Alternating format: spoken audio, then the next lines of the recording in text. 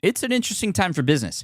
Tariff and trade policies are dynamic, supply chains are squeezed, and cash flow, it's tighter than ever. If your business can't adapt in real time, you are in a little bit of hurt. So how do you get full visibility and adapt in real time? Over 42,000 businesses trust NetSuite by Oracle, your AI-powered business management suite. It brings accounting, financial management, inventory, and HR all under one roof. NetSuite is the #1 cloud ERP for a reason. It's your single source of truth, giving you the data and control you need to move quickly. Real-time forecasting helps you move into the future with confidence, and with AI built in, you can automate the busy work and focus on strategy. NetSuite helps you see what's stuck, what it's costing you, and how to pivot fast. If I were running a business with a lot of moving parts, I'd use NetSuite for full control over everything. Tame the chaos with NetSuite. If your revenues are at least in the 7 figures, download the free ebook, Navigating Global Trade, 3 Insights for Leaders at netsuite.com/SPI. That's netsuite.com/SPI. You spent months building towards launch day, but when the clock hits 0, your site crashes. Bots swarm, and loyal fans rage on Reddit. That's not good. Fanfare was built to stop that. Fanfare is the drop platform made for high-pressure moments, stampede-proof infrastructure, verified waitlists, and bot filters that actually work. Instead of refunds and rage, you get retention and revenue. And that sounds great to me. Your next launch shouldn't be a gamble. Get Fanfare's 5-step hype drop playbook and learn how to bulletproof your drop at fanfare.io/playbook. Again, that's fanfare.io/playbook. So I just got back from Denver, and I needed a few days to recover because I hadn't traveled in a long time. But I didn't go to Denver for pleasure or vacation necessarily, although I did have a great time. I went there for work. And in fact, the entire team went to Denver. All 12 of us were in a conference room for 2 days. Then we spent Thursday, the day after those 2 days, hiking in the high elevation of the Rocky Mountain National Park. And it was an absolute blast. It was actually really important for us to meet at this time because of not just planning for the next year, and we have some amazing things coming up for sure, but a lot of us have never met each other. And I think that's very common with a lot of online businesses, and especially ones that have now built teams and have gotten a lot of help from elsewhere. We have full-time employees who had been working for the company for over a year and a half, almost 2 years, who didn't meet any of the other team members in person ever. So it was really important for us to meet. We gotten to know each other really, really well. We had a lot of great times. I could spend hours talking about all the fun things and the restaurants we ate at and all the planning that we did. And we'll be talking about that a little bit when Matt and I get on the podcast together here to finish off the year and talk about some of the plans for next year and some of the things we discussed and how we ran this retreat and all this stuff. So it was a sort of business retreat, but also just a bonding time for us. But during the retreat, in fact, right before we went hiking on Thursday, I brought 2 of my team members into my hotel room to record this podcast episode. So it's a 3-way interview, and I'm speaking with Jillian Benbow, who's been on the show before. She is our community manager at SPI Pro, and she talked, it was an actually incredible episode where she came on and talked about, well, what does it take to actually manage a community? But I also brought in another member from SPI Pro, another team member who helps manage SPI Pro and creates these amazing events and experiences for us, including Audience Driven. Big shout out to Tony Bachgalupo, who's our other guest today. And we're just going to sit and chat about community, because community, again, and I cannot stress this enough, is the future of business. Bringing a niche community together to feel welcome with each other, to inspire, to motivate, to educate, to entertain is where long-term business success is going to come from. So we talk about so many things today. We talk about everything from how to manage trolls and haters in a community to making sure it feels welcoming for everybody. We talk about DEI, diversity, equality, and inclusion. We talk about how to get people going inside a community and get people comfortable with stepping up and having conversations and making them feel welcome. And this is going to be a great conversation for anybody, whether it's a Facebook community that you have that is free just for your peeps, or maybe it's a LinkedIn group, for example, or maybe it's a premium community for your paid courses or a membership of some sort. So a lot of great conversation today, and I just absolutely love Jillian and Tony. And these were 2 people who were working with me that I had never met before this time. I mean, we met before coming in the hotel room, but this was the event that we met for the first time in person, and it was just so great, and I love them both so, so much. So sit back, relax. This is going to be a great episode. Welcome to the Smart Passive Income Podcast, where it's all about working hard now so you can sit back and reap the benefits later. And now your host. He binge-watched Schitt's Creek with his wife in a single week. Pat Flynn. Running a business means legal questions are inevitable. Is this contract or agreement solid? What can I do if a client won't pay me? Am I set up properly for taxes? Well, rather than trying to navigate all of this on your own or searching endlessly online, imagine having a law firm on your side without the high hourly rates. That's exactly what Legal Shield's small business plans offer. With Legal Shield, entrepreneurs get access to real legal support, contract reviews, collection letters, guidance on business formation, and even help handling IRS audits. Members can book consultations, upload documents through the app, and work with a provider law firm that understands small business laws in your state.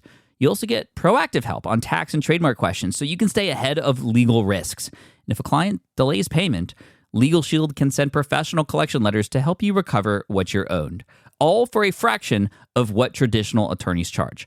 Go to LegalShield.com/SPI or call 833-570-9980 to learn more and get big business legal support without a big business budget. That's LegalShield.com/SPI.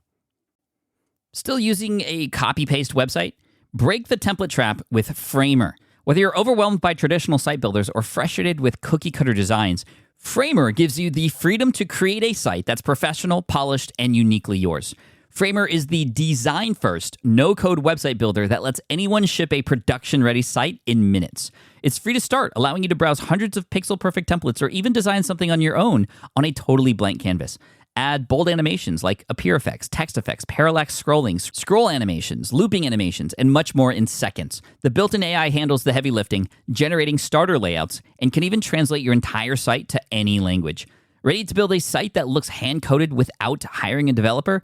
Launch your site for free at framer.com and use code SPI to get your first month of Pro on the house. That's framer.com, promo code SPI. Framer.com, promo code SPI. Rules and restrictions may apply.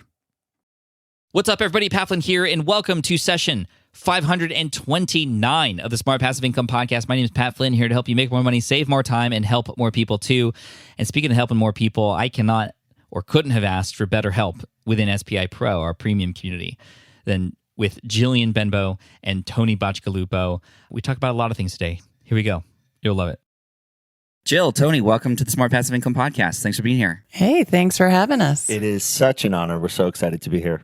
Now, you're not familiar with SPI-ish podcast because you're both the hosts of a new podcast in our ecosystem. Jill, why don't you tell us exactly what this podcast is in case people don't know about it, because you both host it. Yeah, so Tony and I host the Community Experience under the SPI umbrella, and we talk all things community, but we also go beyond and do, mental health and things going on in the world, but mostly community. That's awesome. Where did the idea for the Community Experience podcast come from, Tony? Well, community's become a topic that a lot of people have been talking about lately. People are investing in community more in business and in a lot of aspects of life, and with good reason, because we're dealing with a massive loneliness epidemic.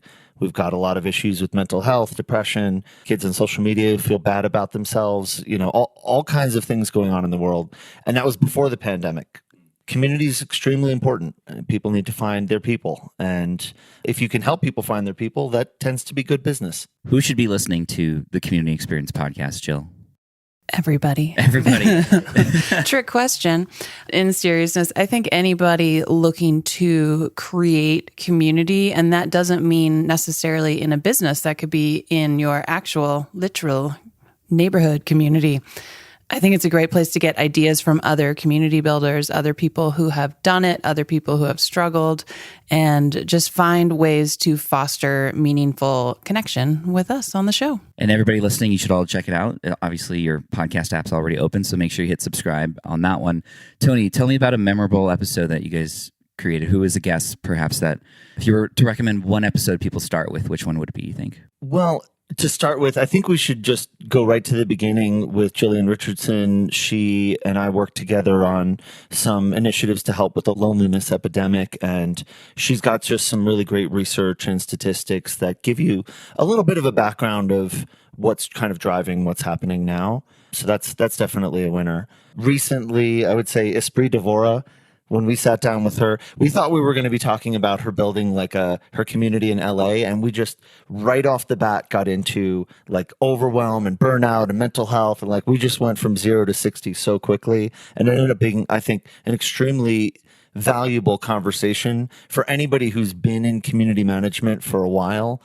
People are going to resonate. Yeah, Esprit is great. She's a ball of energy and knowledge, and we had her in Audience Driven, so that's awesome. Jill, how about you? Which episode or episodes do you recommend? I co-sign on Esprit. It's hard to like pick one because every time it's such a delight. I often think as we're recording, as someone's answering questions or we're just having that conversation that like, am I getting paid to do this? I'm getting paid to make friends right now. But yeah, Esprit, amazing. And her business is amazing. Also, that episode was just so special because we really kind of we talked about it in a way that I think a lot of people would resonate with, where she's talking about how do I monetize in an authentic way with like t-shirts. She's like, I end up just giving them away. But then, we talk about, well, does that serve the goals you have? And you can help more people if you have more profit, and just a really good conversation I think a lot of people have either thought about or want to have. So check out Esprit's episode. Another episode we did was Nathan Demers, who actually works in Denver, works for digital health. And he is a PhD, like science-based person studying loneliness. So we got to actually look at just kind of like the science behind making friends and what it's like as an adult to like loneliness and making connections and the importance of continuing to establish friendships in real life. And so that was a really special one also because I know Nathan personally. Hey, Nathan. It's hard to make friends as an adult, right? When we're kids, we're in classrooms and they're just there and we can find the people we vibe with. And I think as adults, I know a lot of people, my parents included, it's like, do you go out and like hang out with people? Especially if you're maybe not proactive with doing that, it can be hard to put yourself in a community and experience what all of us humans want, which is belonging and, recognition and whatnot. What are some of the takeaways from just the episodes together that you've done that anybody listening right now could bring home with them with regards to finding friends and community? I would say that, first of all, it is hard to make friends, not just as an adult, but for everybody. It seems we've heard this across several guests that there seems to be a lack of knowledge of how to be a friend, how to make friends, real friendships across the board in terms of different ages and backgrounds. So what do you do about it? I would say that first and foremost, it helps if you can create opportunities to open up and get vulnerable, whether through, going to a particular event that's about improving yourself in a particular way that kind of facilitates that, or just looking for opportunities to dig a little bit deeper, talk a little bit more honestly about what's going on for you, invite the other person to open up, listening, holding space for other people, and inviting them to do the same for you. I see it too. Generationally, you see it. And as parents, it's an interesting dynamic because you become, hopefully, you find friends through your kids in school. But then what happens when they're out of school and maybe you even move or your friends move? And it's something both my partner and I have seen with our parents. And now we're in the thick of with a kid. Yeah, I think it's just, you have to be okay with just rejection. It's like dating. You have to be willing to say, hey, you want to go hang out or whatever? And they might not feel it, and that's okay. And it's not about you, it's about them, but just trying and putting yourself out there. I think also there's just so many, if you look where you live, hopefully, there are existing groups and clubs even as adults, and you can seek those out and maybe find some people with some common interest there. I think also one of the threads we've started to pull on is that wherever there's a stigma, there's an opportunity for community and connection. I wanted to call out Kelly Roberts with Badass Lady Gang, where the whole impetus for her was she wanted to go and join a run club, but every run club she found, everybody was way too athletic for her and she felt kind of left out. So she started a run club for people who don't really run. And she even basically said that it's mostly a social gathering with a little bit of running kind of in between. But it struck a huge chord because there's so many other people out there who want to get out and move their bodies, but don't want to feel self-conscious about it. So looking for those places where maybe do I feel a little bit uncomfortable or a little bit like an outcast? Maybe there's a whole lot more like me. Yeah. And this is one of the reasons why we at SPI created SPI Pro, because there were a lot of entrepreneurs and business owners who felt very lonely and felt like, people don't really understand the same language, or we can't talk business with our partners. So where else are we going to go? And with the lack of in-person conferences, it was very difficult to find those connections. So we created SPI Pro, and you both are very, very involved in that. For everybody listening, Tony, why don't you start? What is your role at SPI and within SPI Pro? And then we'll get to Jill, although Jill, you've been on the show before. And we had a really amazing conversation about managing a community, which we'll link to in the show notes and all that stuff. But Tony, what's your role within SPI? My title is Community Program Manager. And in addition to the Community Experience podcast, I also produce the Audience Driven Summit, which we just ran for the first time. And I also help with the boot camps. So I help facilitate those cohort-driven kind of 4 to 8 week group sessions, which have just been absolutely incredible, helping people launch their podcasts, their email mailing lists, their online courses. And then the other thing that I do more directly in Pro is Demo Day. I just love Demo Day because it helps to close the loop on that loneliness issue for pros, where when you're working on your thing, where's the external accountability? It's very easy when you work for yourself to just kind of float on.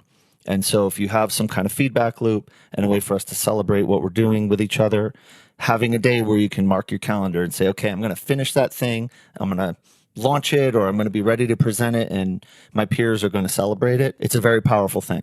It's like a show and tell, but with accountability. You actually fill out a form if you're in SPI Pro to say, this is what I'm working on, this is what I'm going to have it due by, and then you have a place to share it.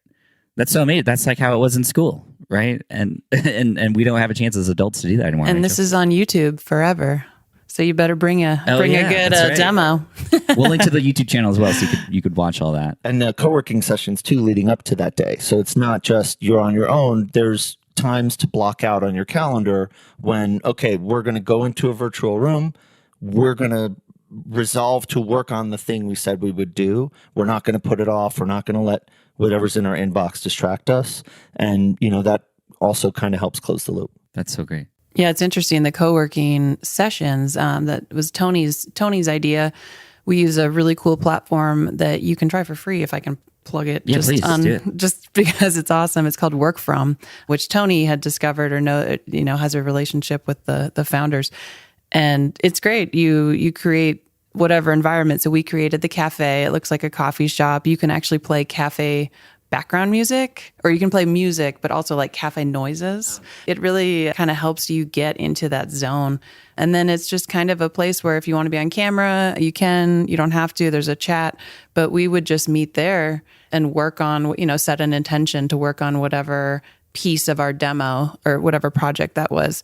But what we found, what came out of that was a lot of people said, can we keep doing this? We don't just want to do it for demo day. So now we're just playing with the right time a week to just have a standing, like this is the co-working time. And we just show up and we do our SPI work and people work alongside us. We have a little hello. And again, it's just that ways to find connection with people virtually that feel real. And that's Work From is the name. Is that something that lives on top of Zoom, for example, or is it like a completely separate, everybody it's its own meets thing? Yeah. And it's funny because they actually started out as a completely different thing to get people to go to physical spaces in real life. And then they started developing this virtual space for their remote team in part, and also for others. What's nice is that it invites self-organizing gatherings because the room's just there, the SPI Pro Cafe. Members of the community could just decide they're going to go pop in there. Oh, it's always on. Yeah. It's always on. It's a persistent space. Oh, that's so cool. There's a lot you can explore in that direction. Do people end up getting in there between demo days and meet each other? And so we're still kind of in the beginnings of testing how it works best for our community, but we have an open invitation to everybody to use it whenever and to self-organize in it. I know a few of our masterminds have met in it just to do something different. Yeah. I love that. Yeah, it's really fun. We could, we're just getting started, but this idea of having, I think they call them proximity chat spaces, where you have kind of virtual environments where With work from, it's basically just kind of one room. In other spaces, you have an avatar, you can walk around, you can design a virtual office space or a virtual space. People could have their own kind of areas. And so we could conceivably have the SPI virtual co-working space. World of Warcraft. Yeah, right. And like each mastermind group could have its own little room, with its little emoji over the door or whatever. Could you imagine Team Tomato across the hall from Team Celery? It can happen.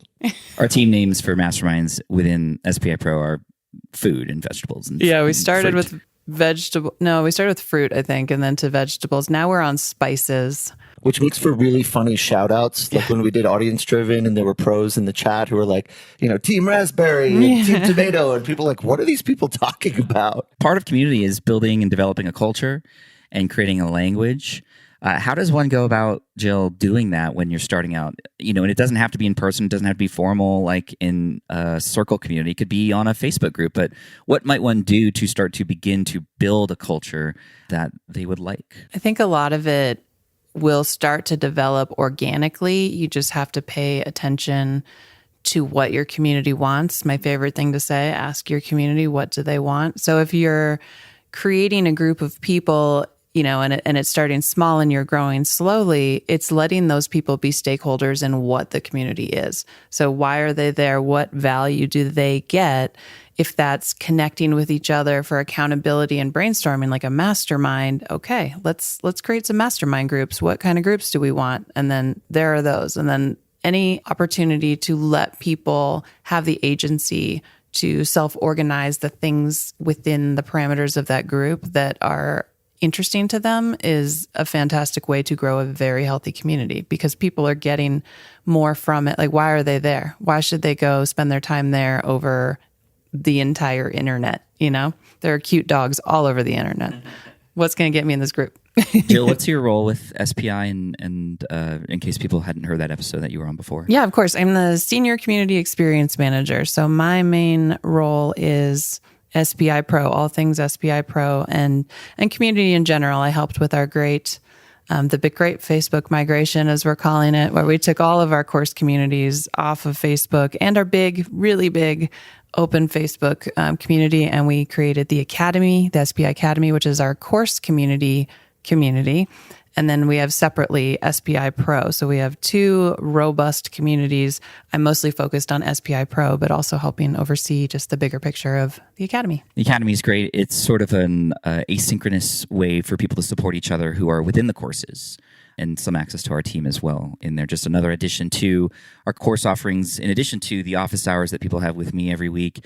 It's just really great. And it's really cool to see not just the friendships that we've created with people in there, and we're getting to see similar faces. And we're in Denver right now. For those of you who are like, why is the audio a little bit different today? We're actually in my hotel room recording with this beautiful view of Coors Field, just right off our window. And we were here for a team retreat. And we were recapping the year, and we're planning for the next few years. And one thing that we did the other night after a long, hard work day is we met in person with some SPI Pro members. We did.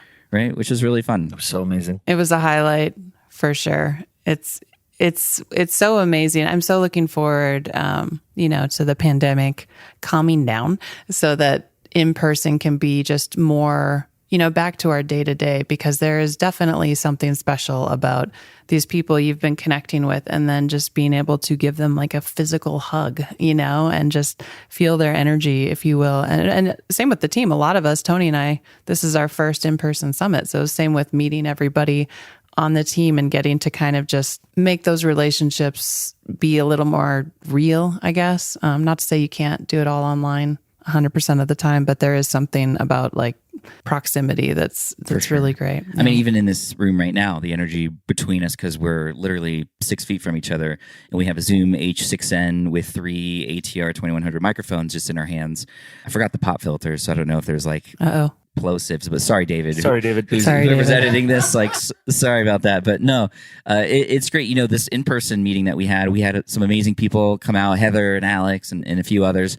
But I know there's also people who maybe are a little bit more shy. They don't want to put themselves out there in that way, whether it's in person or online.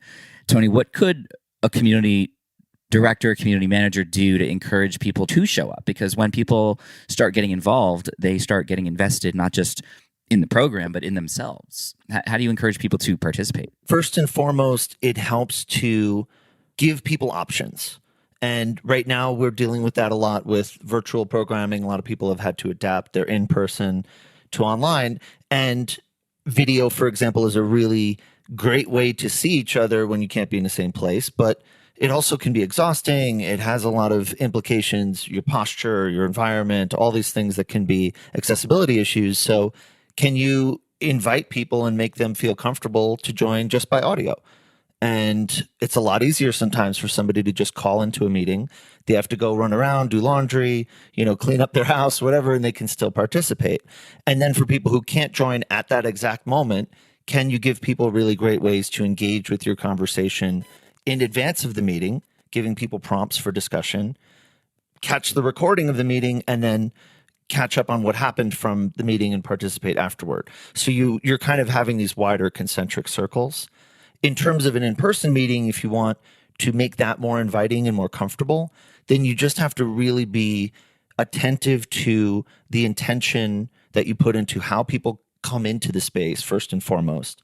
When you walk in the door of a room, especially if you don't know anybody, that can be a very, very difficult thing for people to do and require a lot of bravery.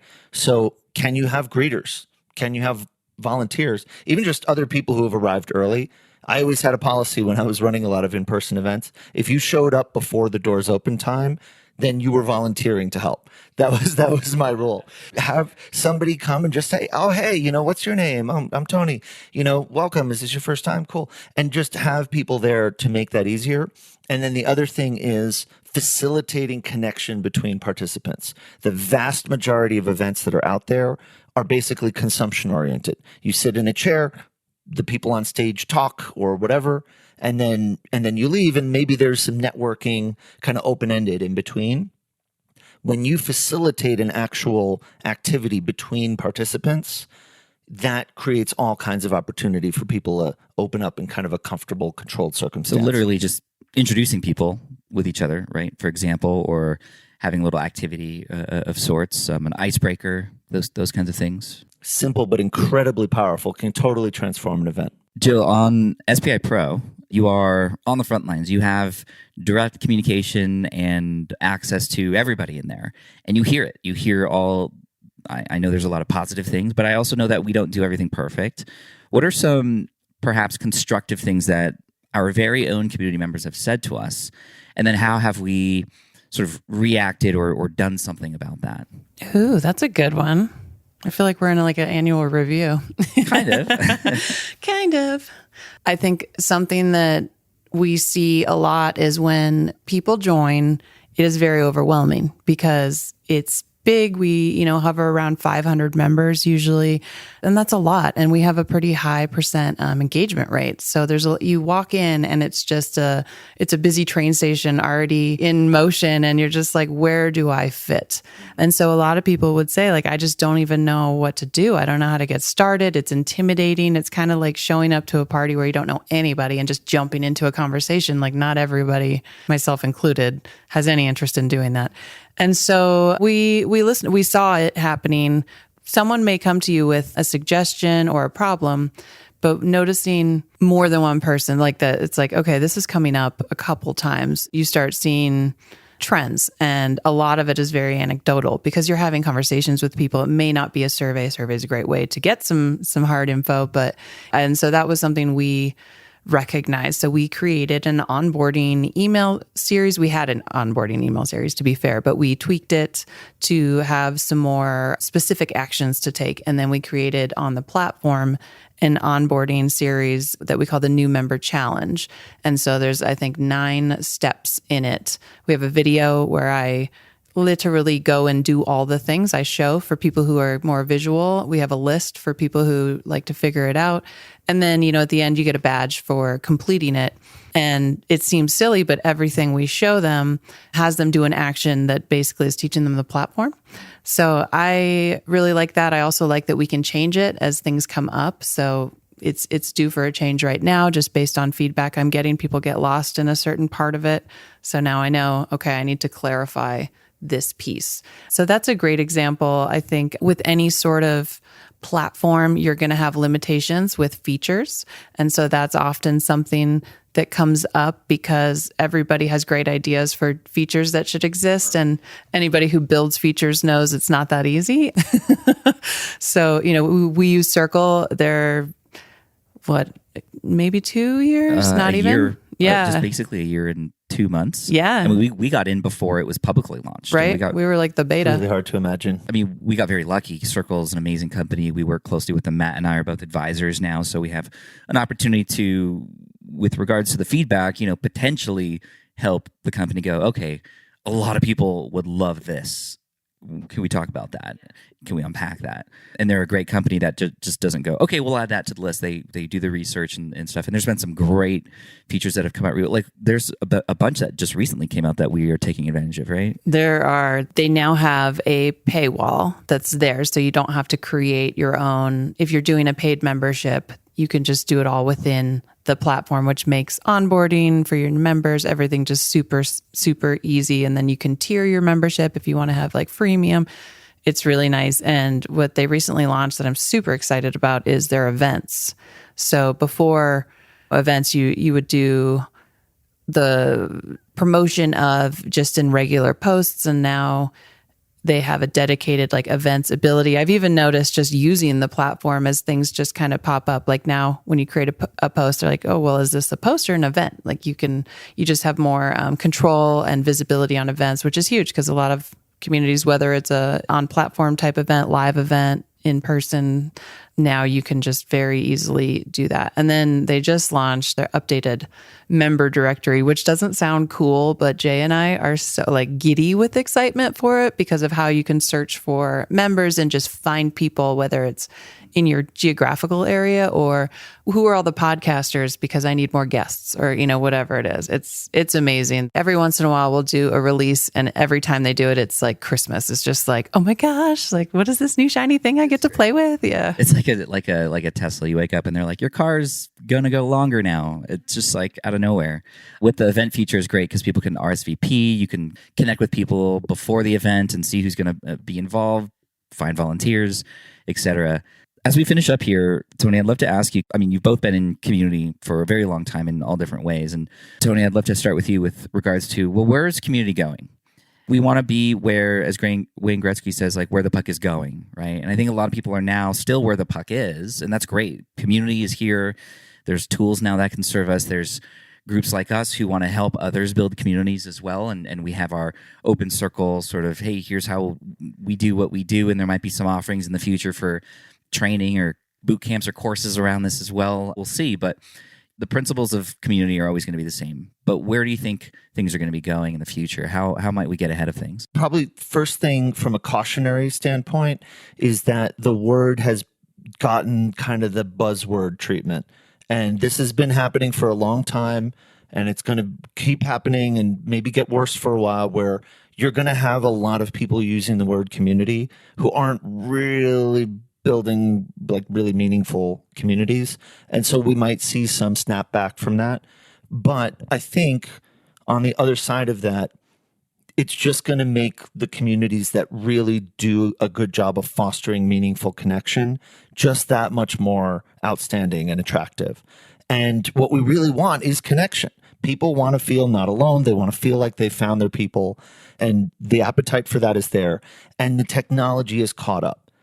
We just talked about Circle, which I was astounded being reminded that they only launched last year, because you go back a few years, you had things like Ning, even Mighty Networks was getting started. There have been platforms for a while, but sometimes it takes a little while for the technology, the zeitgeist, everything to kind of align. And I really feel like now we're in a place where the tools are there, the culture is there, the knowledge is there. Building a sustainable community is hard to do. It's very easy to burn out. It's very easy to accidentally wake up one day and find yourself with, 5,000 person Facebook community that is just people being toxic to each other. When you started it, and it was like about something completely innocuous, So there's a lot of pitfalls, but the best practices are starting to take hold. Where is the puck going? I think it's going everywhere. There's going to be, the word niche cannot be overused in the community context. And I think there's so much opportunity.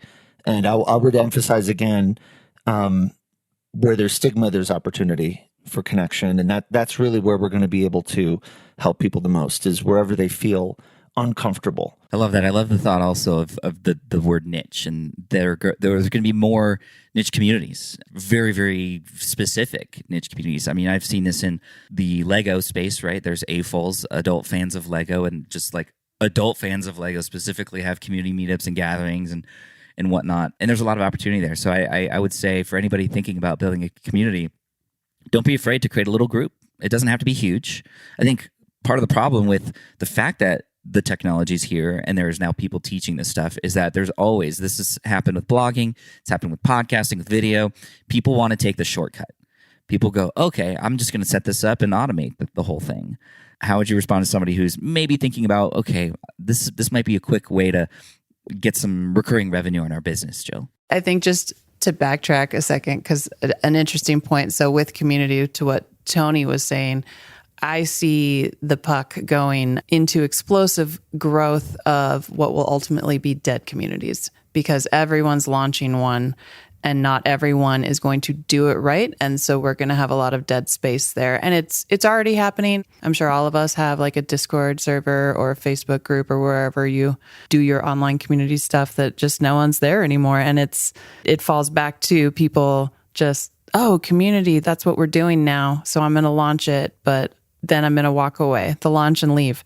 Anybody considering it, I would say, do you have people? And it doesn't need to be 1,000 people. In fact, I think some of the best communities are actually quite small. I don't think numbers and vanity metrics matter pretty much at all, unless you have VC funding and now you're answering to Silicon Valley or whoever. Don't worry as much about growth. Worry about quality. So it's definitely a quality over quantity, slow roll, and really finding the people who are deeply interested in whatever it is. And then you got to show up, because nobody just wants to, especially for a paid community, but nobody just wants to show up and it's empty, it's crickets. So you should think about, what's the content? How do I want this to work? How do I want people to engage? Is this a place for education? Is this a place for support?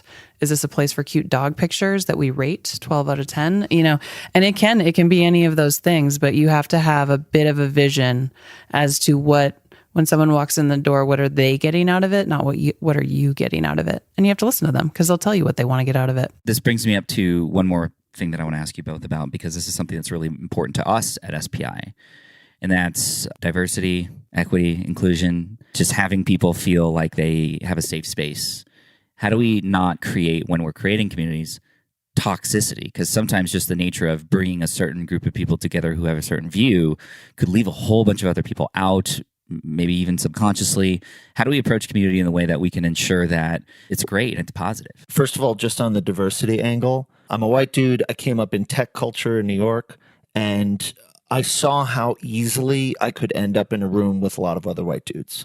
Even for something I was organizing, even if I didn't intend to, if I am not very deliberate about it from day one, from day zero, in terms of who do I think to reach out to, the culture of a community really branches out from the first few people in the door, which is why starting small is so valuable and so important. Because if you get a really great core of 5, 10, 15 people showing up regularly, trusting each other, supporting each other, that sets the cultural norms for the next 100 people that come in the door. Who are those 10 people that you reach out to? When I'm starting a new community program, I'm very, very careful and deliberate about who I invite to that, because I know each person is going to have a huge effect on that experience. And that's just from a regular creation standpoint. Then I say, well, okay, who do I want in that room? What do I want that representation to look like? And if I'm not deliberate about it, I might end up with a room full of white dudes. So I have to think about, okay, and not just from race or gender, but all different gradations. Who can I be reaching out to that I might not immediately be thinking of, but I can be kind of reminding myself, hey, you know what? I know a lot of awesome people. If I just go a little bit out of my way and think about who I know, bring in a group of people that can contribute perspectives from all different angles, that's going to be an unbelievably powerful community. And it's going to make it that much more inviting to a much wider cross section of people down the line. So that's one thing. And then I think from the avoiding toxicity standpoint, a lot of it has to do with setting the intention and understanding for why you are gathering and how you relate to one another in this community around that central purpose. So one of the issues we've seen in so many of these super toxic Facebook groups is, and in a lot of other contexts as well, Nextdoor, things like that, is that people join because they have a shared interest in something like cooking. But the facilitation of how they talk about that subject matter isn't there. So it's very open-ended and people can end up just going off on these crazy tangents. Whereas if it's a little bit more facilitated to say, okay, today we're going to talk about our favorite omelet recipes. What's your favorite omelet recipe? Like if you give people a little bit of a structure, then you're steering them in a direction where they're all focused on the topic at hand. And then it's less likely to spiral out of control. And then, of course, we could talk about establishing shared values and house rules and inviting the community to be part of that, all of that too. Yeah. I love that. And, that doesn't mean avoid the tough conversations, right? Or avoid the tough conversations that need to happen, but no, we're going to talk about omelets instead. And, we're going to focus on that. It's creating a safe space for that within the community, right? So maybe it's a town hall type of situation that might happen. Jill, do you want to expand on this? Yeah, for sure. As far as let's do toxicity and then more specifically like DEI. Toxicity, anybody who's been around me for more than 10 minutes knows I love community guidelines and moderation policies. And that is something when you're launching a community should happen, and it should be fluid. It should change as your community grows, evolves as things come up. Ours are like that. We have community guidelines that say this is the intention, this is what's cool, this is what's not cool. So already like this is what you do here. And it's a challenge for community builders because social media has given us all the approval, whether it's true or not, to say everything and anything on our mind and be vocal about all the opinions, right? It's like, it's a thing. And community needs to be distinct from social media. And that is one reason, one of many, that Facebook groups, I think, just get out of control easily, because the natural thing to do on Facebook is to make a post about that person that cut you off or whatever. It's a place to just voice all the things in your brain. So having very distinctly saying, when you come into my community, when you come into my home here, you take your shoes off. That's just what we do here. So having community guidelines that say that, and say, if you are, depending on what kind of community you are, and some are very notorious for being toxic, like the gaming community in particular is a well-known, like I wouldn't touch that with the 10-foot pole as a community professional, because I don't want to deal with the type of behavior that happens in there. And it's kind of okay there, whether, that's arguable, but versus a professional community like pro, like the way a gaming community engages is not the way we're going to engage. And our community guidelines reflect that. We're very clear on it's a place for celebrating differences and being open-minded to other viewpoints. We don't talk about political things, which can be, that's everything now. So it can be hard. We don't talk about things that could potentially spark a debate that isn't about the benefit of this landing page strategy. Like we may disagree about things like that, but we're not talking beyond that stuff, beyond that scope. We do, and we're silly and we have fun too, but it's just we very intentionally set the community to, that's the expectation.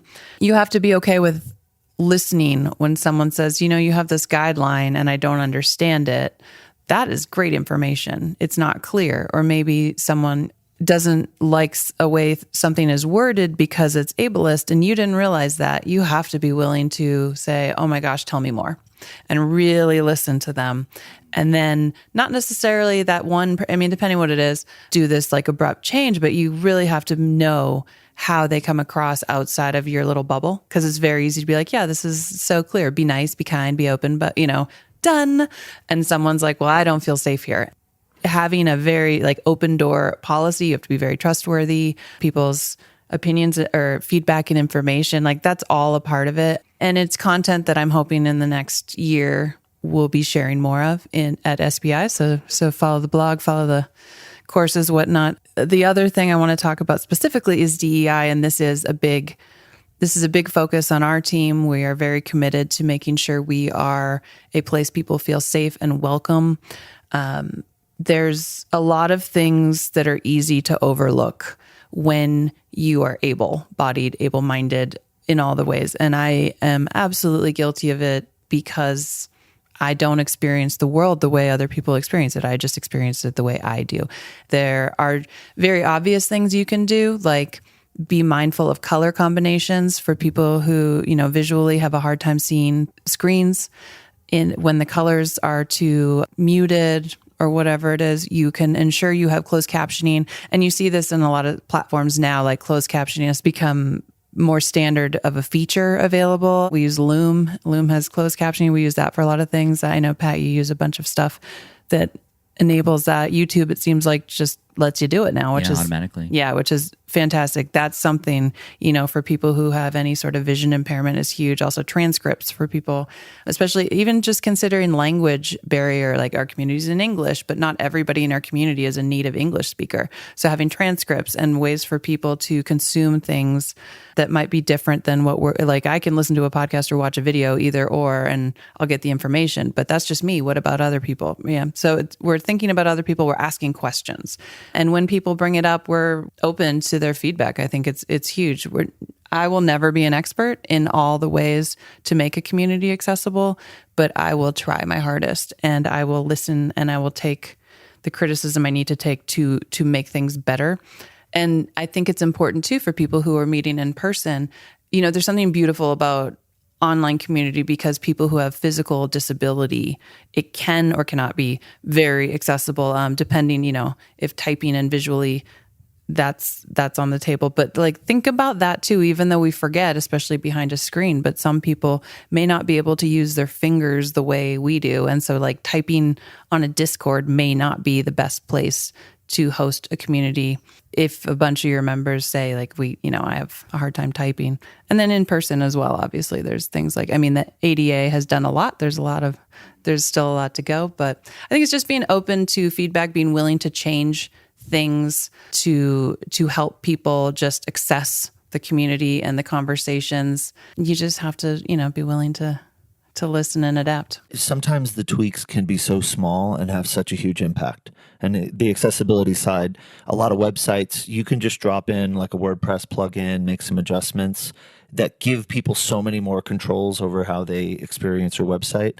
And there's an astounding number of people who identify as having a disability, and multiply that by several more who are family members of people who have disabilities. So even just offering that signal of saying like, hey, there's a little, accessibility button on my site, it sends a signal to someone that we're thinking of you. We're thinking of who is coming here, and we want to make this a good experience. For sure. We could continue talking about this, and we will, because we're going to continue to learn and to get better. And, we are a company who really cares a lot about this, and we want to hear from you as well. And we welcome your message. As long as it's respectful, we will be there and listen to you. So more conversations about this coming. And we had a great podcast episode with Dustin Backey, who spoke about this very recently, and we'll put that in the show notes as well. But Jill and Tony, thank you so much for being here today. And what are we about to do right now, Tony? Like what's about to happen when we close? We are about to hop in the car and go hiking in the mountains. Yes, the Rocky Mountains. So if you're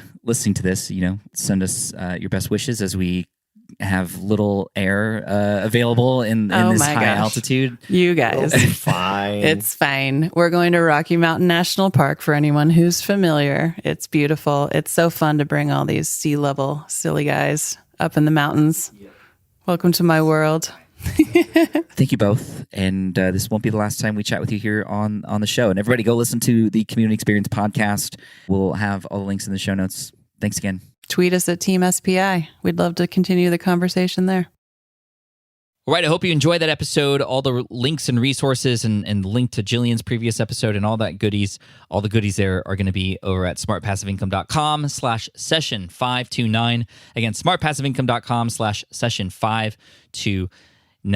And again, I couldn't be more grateful for Jillian and Tony and all of you and everybody in SPI Pro, everybody who's going to be an SPI Pro, everybody who has a community of their own. I hope you got value from this, and I look forward to seeing how you respond to it. So feel free to hit me up at Pat Flynn on Instagram or Twitter, or if you are an SPI Pro, let's start talking about it in there too, because this is all for you. So thanks again. And if you're interested in applying to SPI Pro and becoming a part of the next group and cohort who comes in when we open up the doors again, hit up smartpassiveincome.com/pro. Again, smartpassiveincome.com/pro, the best online community for entrepreneurs.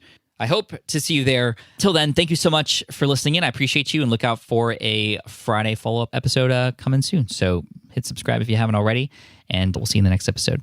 Cheers. Thanks for listening to the Smart Passive Income podcast at smartpassiveincome.com. I'm your host, Pat Flynn. Our senior producer is Sarah Jane Hess. Our series producer is David Grabowski, and our executive producer is Matt Gartland. Sound editing by Duncan Brown. The Smart Passive Income podcast is a production of SPI Media. We'll catch you in the next session.